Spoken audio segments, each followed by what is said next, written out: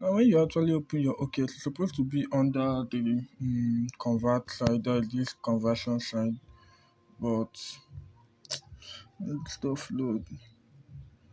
It's supposed to be under this conversion side, but since it's not under the conversion side, you just go here. You notice that your knot is under, let's say, let me check how many knots is inside here. So your knot is under funding.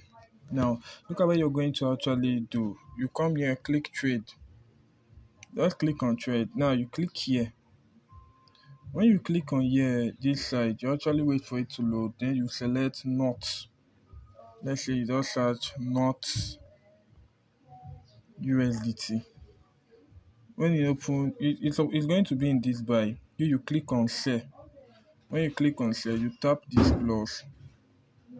When you tap this plus, click on transfer. Yeah, click on transfer. Now you're transferring it from funding to trading account. You can click max, then confirm. Now the stuff I've already transferred. Now you come here. You notice it's here. Then what you do, if you're selling 100%, you slide it to 100%. You see the amount of USDT you receive. You just slide it to 100%, then click on sell. When you click on sell, it have trade. That is all. It's not hard. Just as easy as ABCD. Just click on sell, then pap.